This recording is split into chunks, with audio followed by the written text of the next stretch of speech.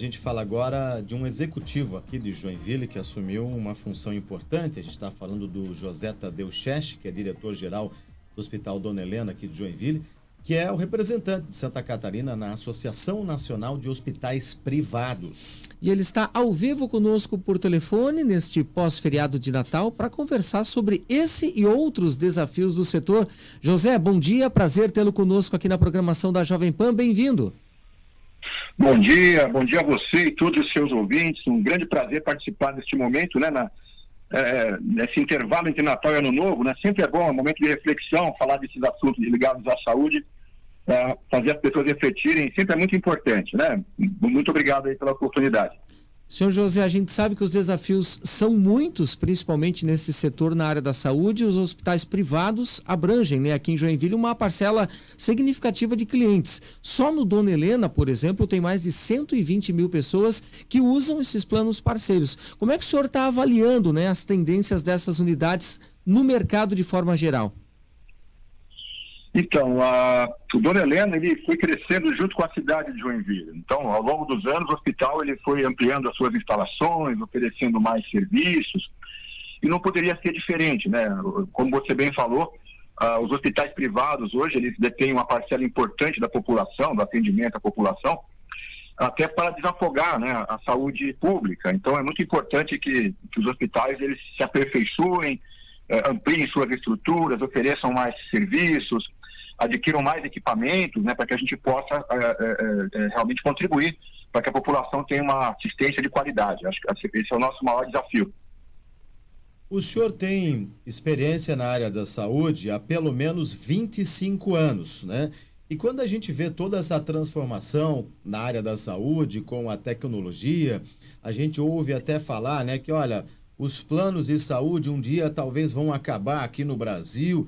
Qual é a grande pauta de 2024 na avaliação do senhor quando a gente fala em relação a plano de saúde? Aí tem, claro, os desafios do plano de saúde, tem os desafios do plano do SUS e tem o desafio na saúde no plano privado também. Qual deve ser a grande pauta para 2024, na opinião do senhor?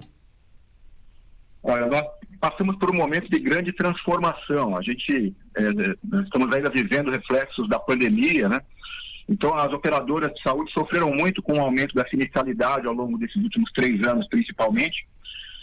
Mas é inegável que a importância, né, que a saúde suplementar tem em relação à saúde nacional, desafogando a estrutura pública do SUS, né?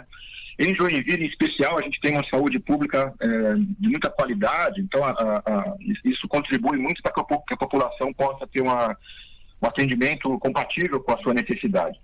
Mas, assim, a sustentabilidade do sistema ela depende de vários atores, né? Depende dos prestadores do serviço, né? Dos hospitais, depende das operadoras, depende dos fornecedores, principalmente, e, sobretudo, depende da eficiência. Eu acho que o nosso grande desafio, cada vez mais, é buscar procedimentos menos invasivos, né, investir em tecnologia, criar realmente uma condição para que o paciente fique o menor tempo possível internado, né, para que o leito possa rodar, e a resolutividade, né, nós temos que prestar uma assistência onde o paciente ele tem o seu problema resolvido no menor espaço de tempo possível.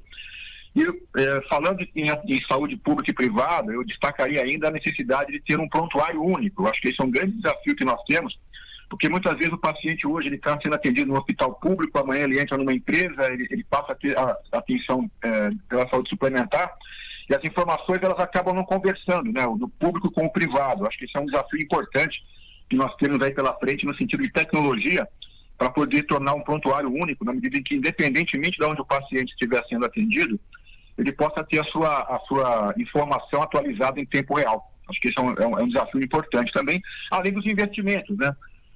A gente sabe que hoje a tecnologia ela é necessária, então instalar novos equipamentos, capacitar pessoas, preparar a estrutura, né, revendo fluxos de acesso às pessoas, né? Então tem muitos desafios pela frente, não dá para falar de um único desafio. Acho que é um conjunto de fatores que acaba impactando diretamente no resultado final, ou seja, na qualidade assistencial que o paciente vai receber.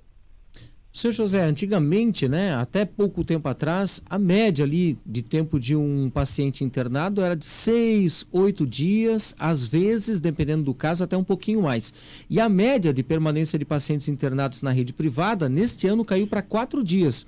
O que se deve a essa redução e também como isso pode impactar na questão até para o usuário?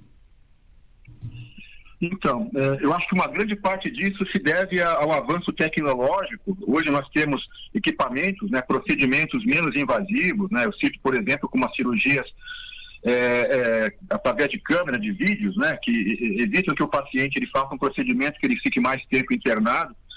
Além disso tudo, nós seguimos protocolos. Então, um protocolo para uma determinada cirurgia, ele segue um padrão. Então, aquele paciente que faz uma cirurgia de hérnia, por exemplo, nós sabemos que ele vai ficar de 1 a 2 dias internado, não mais do que isso, né?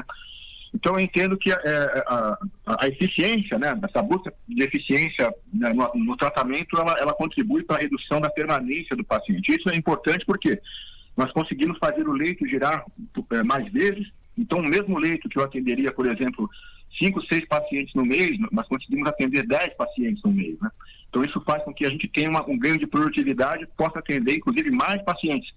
E naturalmente, o paciente não estando no hospital, quanto menos tempo ele fica no hospital, mais rápida é a sua recuperação, né? Acho que isso é importante também, ele volta mais rápido para a sua atividade laboral. O senhor comentou agora há pouco, né, sobre essa discussão da grande pauta que é o prontuário único e essa sintonia, essa conversa entre o serviço público e o privado também, como o senhor bem detalhou agora há pouco. O senhor acredita que num futuro próximo a gente deve ter esse modelo do prontuário único aqui no Brasil? Ou é uma realidade ainda muito distante que a gente vai ter que discutir muito e isso tende a demorar a gente ter esse sistema funcionando de forma sincronizada aqui no Brasil?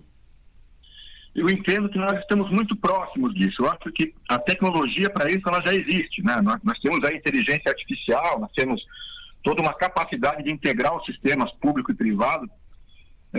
Nós nos barramos aí com a questão da legislação, né? A LGPD, que é a Legislação de Proteção de Dados, ela tem algumas questões que têm que ser discutidas, né? A segurança da informação é muito importante, mas em termos de tecnologia nós já temos essa possibilidade de conversar um sistema com o outro, né?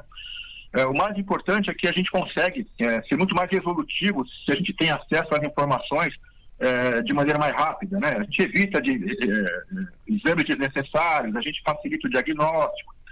Então, no nosso caso, eu entendo que isso vai avançar numa velocidade mais rápida, até por uma questão de sustentabilidade. Eu acho que, na medida em que a gente tem mais possibilidade de reduzir custos, de aumentar a eficiência, né?